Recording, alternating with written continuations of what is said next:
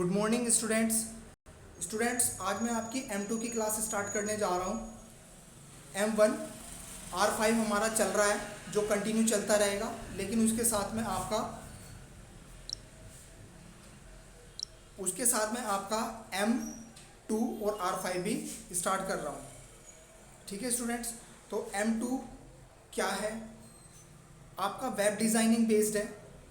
Web designing क्या होता है? वेबसाइट बनाना। आप एक पूरी वेबसाइट किस तरह से तैयार करेंगे, ये आप वेब डिज़ाइनिंग में सीखेंगे। तो वेब डिज़ाइनिंग स्टार्ट करते हैं। मैंने आपको बुक बताई हुई है टी बालाजी पब्लिकेशन। तो टी बालाजी पब्लिकेशन की आप बुक लेंगे, उसमें चैप्टर वाइज पढ़ेंगे, चैप्टर 1, चैप्टर 2, चैप्टर 3 उसमें दिया हुआ। मैं आज आपको चैप्टर 1 कराऊंगा। और स्टूडेंट्स, आप लोग वेबसाइट क्या होती है, वेब डिज़ाइनिंग में आप सीखोगे, और वेबसाइट कैसे क्रिएट की जाती है, कैसे बनाई जाती है, वो आप सीखोगे वेब डिज़ाइनिंग के अंदर। ठीक है स्टूडेंट्स, तो स्टार्ट करते हैं। मैं आपको वेब डिज़ाइनिंग के बारे में बताऊंगा, उसके इंट्रोडक्शन के बारे में बताऊंगा, और आपको बताऊंगा कि वेबसाइट किस तरह से तैयार की जाती है। तो पहले हम नॉर्मली सब चीज़ के बारे में जान लेते हैं कि वेब डिज़ाइनिंग, वेबसाइट बनाने के लिए किस किस चीज़ की रिक्वायरमेंट होती है और क्या चीज़ क्या होती है। जैसे कि बैक एंड क्या होता है, फ्रंट एंड क्या होता है, ठीक है ना, ये सब आपको जान लेना चाहिए। तो चलिए स्टार्ट करते हैं हम वेब डिज़ाइनिंग क्लास। देखिए,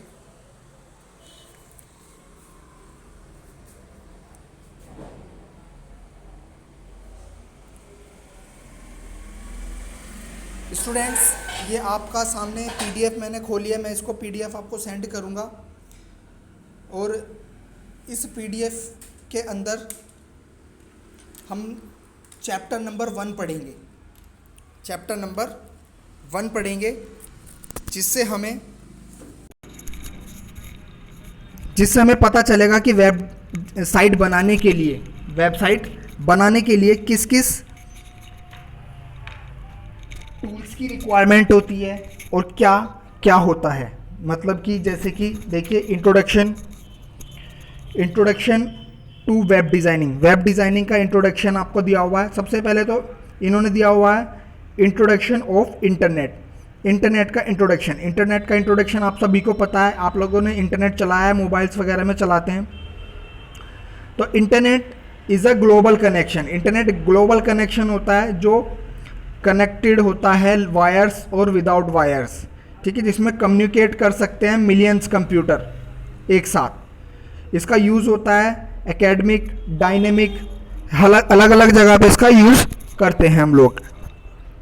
तो स्टूडेंट देखिए, domestic, academic, business, government, networks वगैरह में इसका हम इस्तेमाल करते हैं। तो ये आपका वेब डिज़ाइनिंग हो गया। देखिए यहाँ पे इसका यूज़ लिखा हुआ है, ये डायनेमिक, एकेडमिक, बिजनेस, ये सब लिखा हुआ है। तो ये इसका यहाँ पर यूज़ होता है अलग अलग जगह पर। ठीक है स्टूडेंट्स, तो इसके बाद आता है हिस्ट्री ऑफ इंटरनेट की हिस्ट्री आपको बता दें। सबसे पहला इंटरनेट एरपानेट, सबसे पहला एरपानेट, ठीक है स्टूडेंट्स, जिसकी full form advance research project agency network होती है। ये इसकी फुल फॉर्म होती है advanced research project agency network. ठीक है स्टूडेंट्स, तो ये आपका हिस्ट्री है इसकी, बाकी आप सब लिख लेंगे। ठीक है, कैसे कैसे इन्वेंट हुई थी, थ्योरेटिकल बेस है, प्रैक्टिकली भी कुछ इसमें है नहीं। फिर आता है www क्या होता है, वर्ल्ड वाइड वेब, ये क्या होता है। तो स्टूडेंट्स, ये आपका world wide web also called web, इसको आप वेब भी कहते हैं।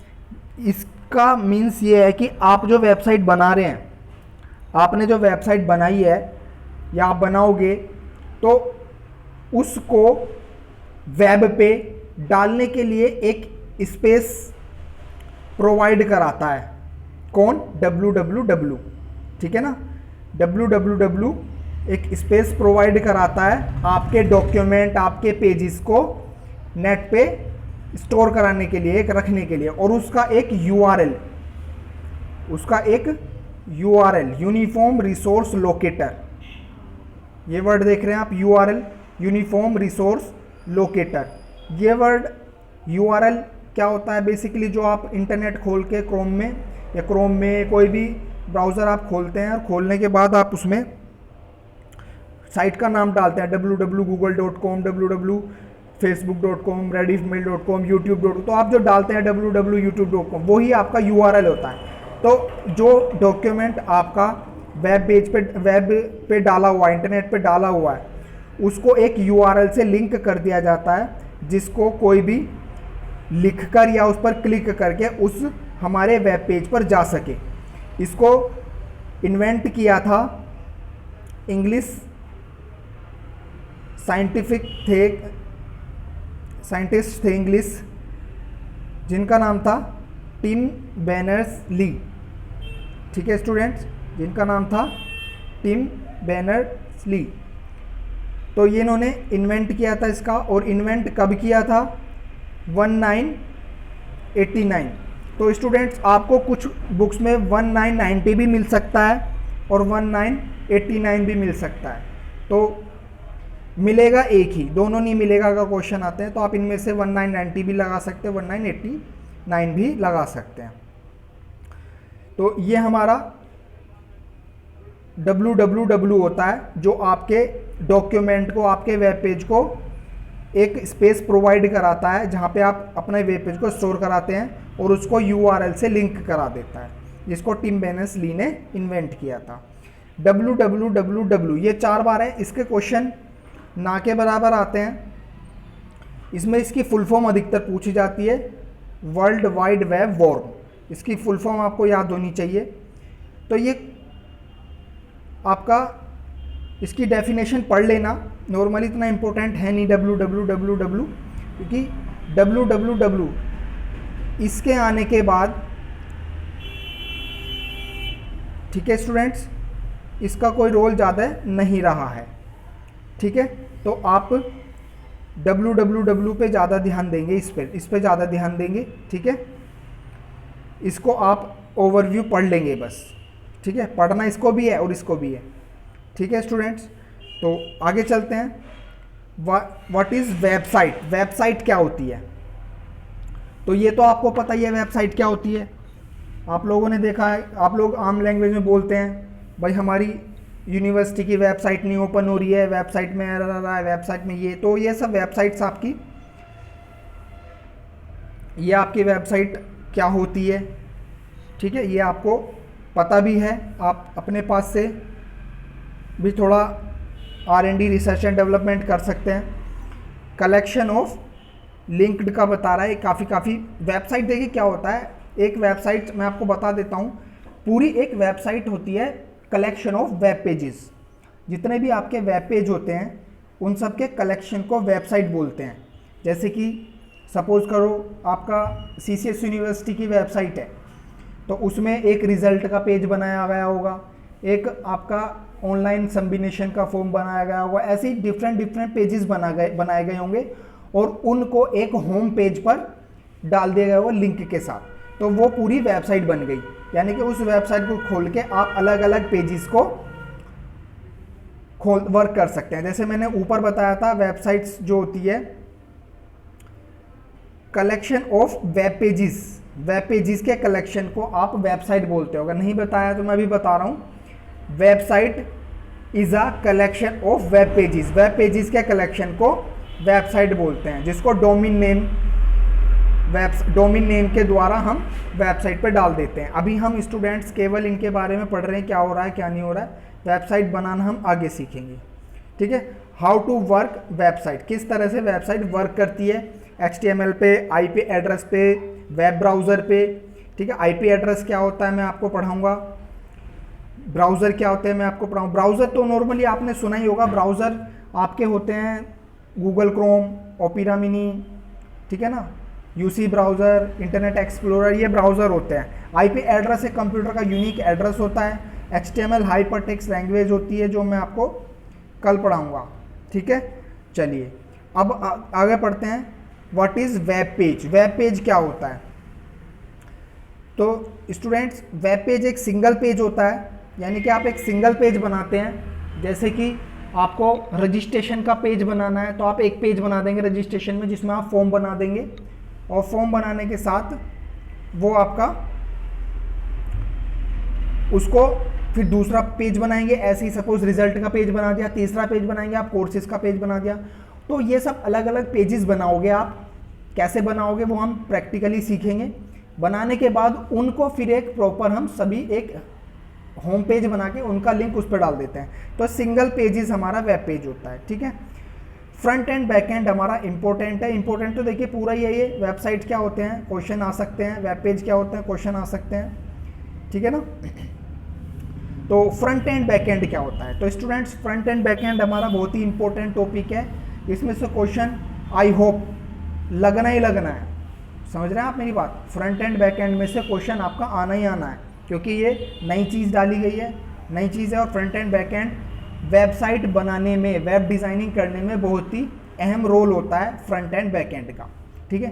तो फ्रंट एंड बैक एंड क्या होता है? फ्रंट एंड बैक एंड ये होता है, देखिए मैं आपको एक एग्जांपल देता हूँ कि अगर हम किसी कॉलेज वगैरह में पढ़ रहे हैं तो स्टूडेंट से फीस मांगी जाती है, तो स्टूडेंट फीस ला के दे देता है, लेकिन स्टूडेंट फीस कहाँ से ला रहा है?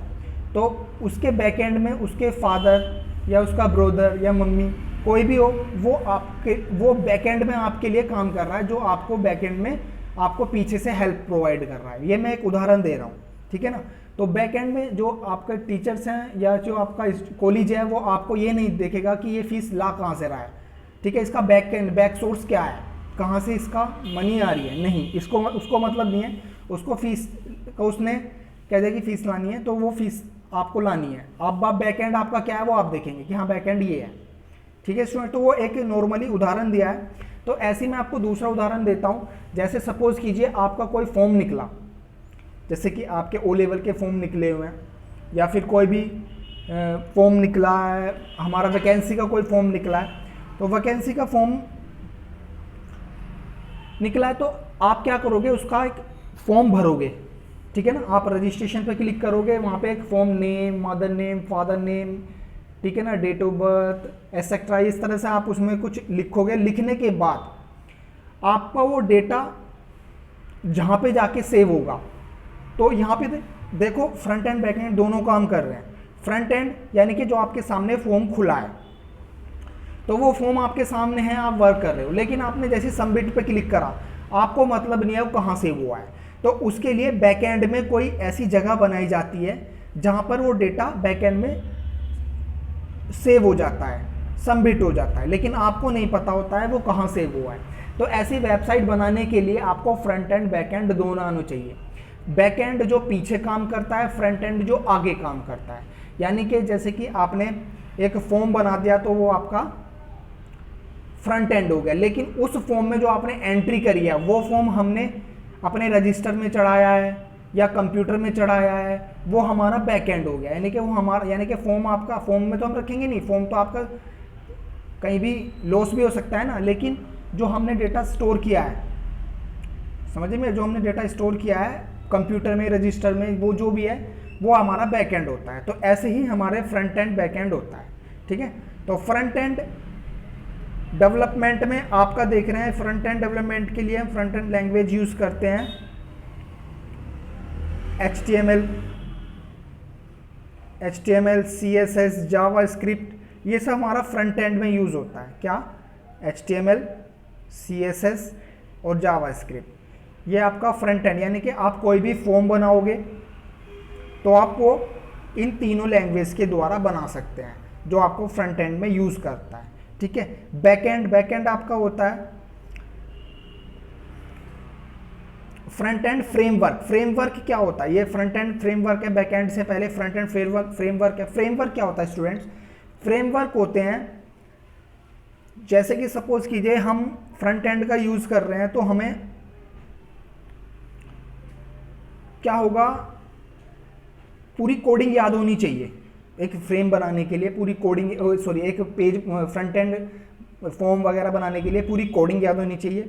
लेकिन आजकल क्या हो रहा है, फ्रेमवर्क आ रहे हैं। फ्रेमवर्क में क्या हो रहा है कि हमें टेम्पलेट मिल रहे हैं, आपको बने बनाए टेम्पलेट्स मिल जाते हैं जिनको आप यूज़ करके जल्दी से क्विकली एक वेबसाइट बना सकते हैं। तो फ्रंट एंड फ्रेमवर्क में आपका यूज़ होता है एंगुलर, ठीक है ना, this one, this one, this one and this one. तो Sass, jQuery, Bootstrap, this and this, ये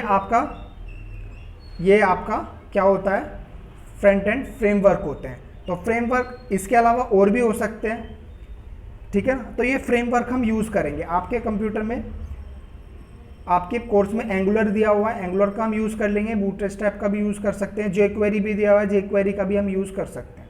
तो ये आपका फ्रंट एंड होता है। बात करते हैं बैक एंड की। बैक एंड में होता है जो डाटा बैक एंड के लिए हम स्टोर करते हैं, वो बैक एंड में आता है।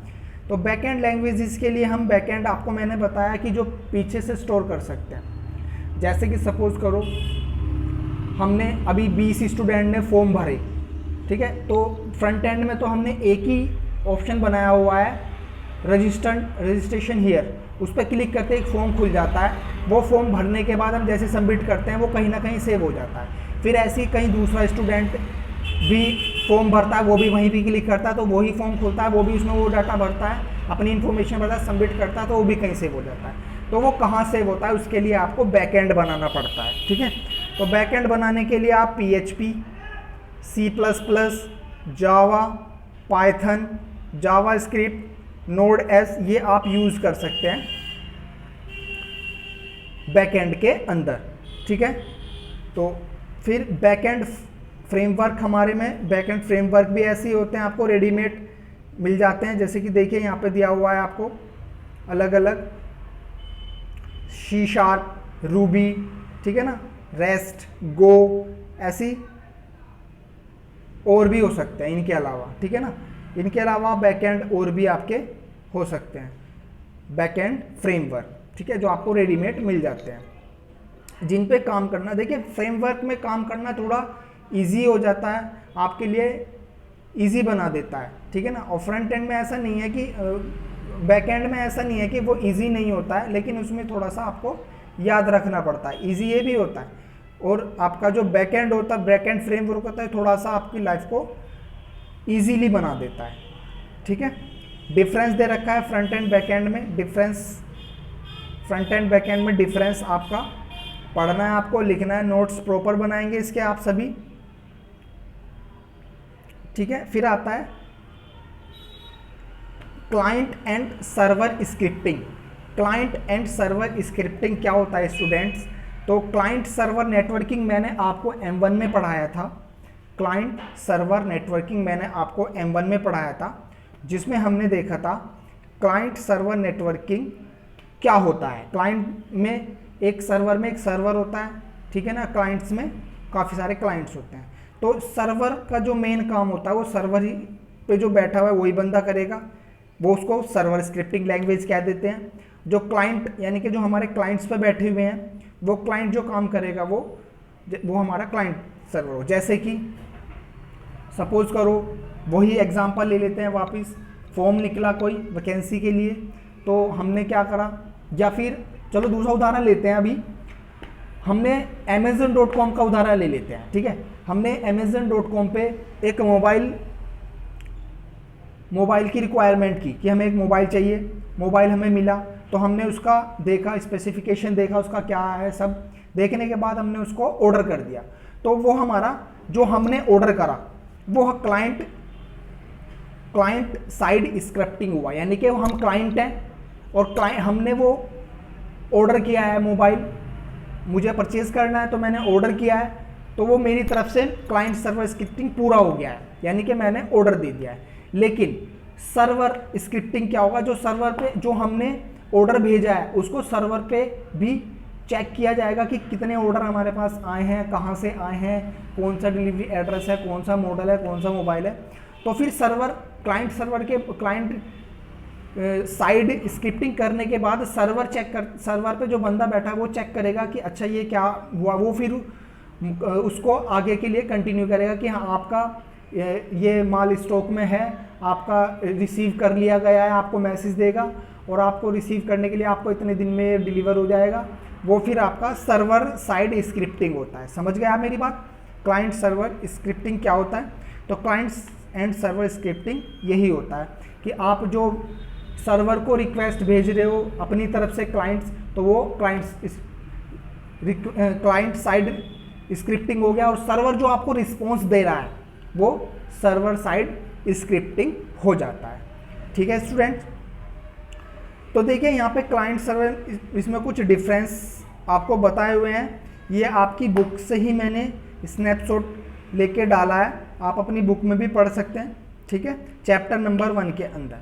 चलिए स्टूडेंट्स, अब हम पढ़ते हैं what is responsive web designing. Responsive web designing क्या होती है? तो रिस्पॉन्सिव वेब डिज़ाइनिंग ये होती है, जैसे कि हम पहले टाइम में यूज़ करते थे, जैसे कि हम गूगल यूज़ कर रहे हैं, तो इंटरनेट अगर हम यूज़ कर रहे हैं मोबाइल में, टैबलेट में या फिर आपका कंप्यूटर पे, तो वेबसाइट एक ही ओपन होती थी, एक ही तरह का इंटरफेस आता था। लेकिन आज क्या हो रहा है, आज देखिए टाइम टू टाइम हम आईफोन भी यूज़ कर रहे हैं, ठीक है, हम मोबाइल्स भी यूज़ कर रहे हैं, लैपटॉप भी यूज़ कर रहे हैं, टैबलेट्स भी यूज़ कर रहे हैं, सब पे इंटरनेट चला रहे हैं। तो रिस्पॉन्सिव वेबसाइट का मतलब ये हो गया कि जो आप वेबसाइट खोल रहे हैं वो आपकी डिवाइस के अकॉर्डिंग खुलेगा कि आप वेबसाइट किस पे खोल रहे हैं। आप मोबाइल पे खोल रहे हैं तो मोबाइल की जो स्क्रीन होगी उसकी हाइट विड्थ कितनी होगी, उसके हिसाब से आपका पेज ओपन होगा। अगर वही वेबसाइट आप टैबलेट पे खोल रहे हैं तो वो टैबलेट के हिसाब से आपका ओपन होगा। अगर आप कंप्यूटर पे खोल रहे हैं तो कंप्यूटर के हिसाब से ओपन होगा। देखिए मैं आपको फ़ोटो दिखाता हूँ, ये देखिए यहाँ पे टैबलेट भी दिया हुआ है आपका, ये आपका टैबलेट है, ठीक है, ये आपका लैपटॉप है, ये आपका कंप्यूटर है और ये आपका मोबाइल है। तो आप वेबसाइट जिस पे भी खोलोगे उसके साइज़ के हिसाब से वेबसाइट्स ओपन होती है। ठीक है स्टूडेंट्स, चलिए नेक्स्ट चलता है टाइप ऑफ वेबसाइट। वेबसाइट कितने टाइप की होती है? तो वेबसाइट आपकी स्टैटिक और डायनेमिक, दो तरह की वेबसाइट आपकी होती है, स्टैटिक वेबसाइट और डायनेमिक वेबसाइट। स्टैटिक वेबसाइट और डायनेमिक वेबसाइट में क्या डिफरेंसेस होता है ये मैंने आपको लिखा हुआ भी है इसके अंदर, तो मैं आपको ओरली बता देता हूँ। देखिए जो स्टैटिक वेब पेज होते हैं वो फिक्स्ड हो जाते हैं, मतलब कि जैसे कि आपने एक पेज बनाया, लाइक जैसे कि हम लोग बैनर देखते हैं, बैनर लगे होते हैं रोडों पे, तो एक बार बन गया तो वो बन गया, आप उसको देखोगे, उसमें कोई आप चेंज नहीं कर सकते। हाँ कट फट तक हो सकता है लेकिन आप उसमें चेंज नहीं कर सकते। तो स्टैटिक वेबसाइट भी ऐसी है कि आपने एक बार एक वेबसाइट बना दी, आपने उसको डाल दिया, तो आप उसमें वो फिक्स हो गई है, आप उसमें चेंज नहीं कर सकते, फिक्स्ड हो जाती है वो। और उसमें डेटाबेस की भी कोई खास रिक्वायरमेंट नहीं होती कि आपको उसके अंदर डेटा स्टोर, वो बस एक नॉर्मली आपकी इंफॉर्मेशन को दूसरे तक पहुंचाने के लिए यूज़ की जाती है स्टैटिक वेबसाइट। लेकिन डायनेमिक वेबसाइट ऐसा नहीं है। डायनेमिक वेबसाइट आपकी कभी भी आप उसमें चेंज कर सकते हो, एडिटिंग कर सकते हो, सर्वर आप उसमें सर्वर साइड स्क्रिप्टिंग भी कर सकते हैं, लेकिन स्टैटिक में सर्वर साइड स्क्रिप्टिंग नहीं कर सकते। क्लाइंट ने आपको जो भी डाला वो आप क्लाइंट ने जो आपका डाला है वही आपका सर्वर पे शो होगा। Server side scripting static website में नहीं की जाएगी, लेकिन डायनेमिक वेबसाइट में क्लाइंट साइड स्क्रिप्टिंग और सर्वर साइड स्क्रिप्टिंग दोनों की जा सकती है। ठीक है स्टूडेंट्स, यहाँ पे देखिए मैंने इसके बारे में डिफरेंस दिया हुआ है। और एक स्टूडेंट्स मैं बात बताना चाहूँगा, स्टैटिक और डायनेमिक के एडवांटेज और डिसएडवांटेज आपकी बुक में दिए हुए हैं, वो आप रीड करिएगा। ठीक है, मेरे इस PDF में नहीं है, वो आपकी बुक में है, वो आप रीड करिएगा। ठीक है, तो स्टूडेंट्स ये आपका पहला चैप्टर था। ठीक है स्टूडेंट्स, ये आपका M2 R5 का फर्स्ट चैप्टर है। ठीक है, फर्स्ट चैप्टर आपका ये है। आप इसको नोट्स प्रॉपर बना के बुक्स के हिसाब से पूरा अच्छी तरीके से पढ़ेंगे। ठीक है स्टूडेंट्स, तो ये मेरा M2 की आज की क्लास थी। इसमें देखिए काफ़ी सारा आपके पढ़ने के लिए थ्योरेटिकल बेस है, मैंने आपको समझाने का पूरी कोशिश की है। अगर आपको कोई भी चीज़ नहीं आती है, बैक एंड फ्रंट एंड में कोई प्रॉब्लम होती है, ठीक है ना, client side scripting, network side server side scripting, ठीक है ना, स्टैटिक डायनेमिक रिस्पॉन्सिव, क्या कोई भी आपको प्रॉब्लम आती है तो आप मुझसे पूछ सकते हैं। ठीक है student, thank you and take care.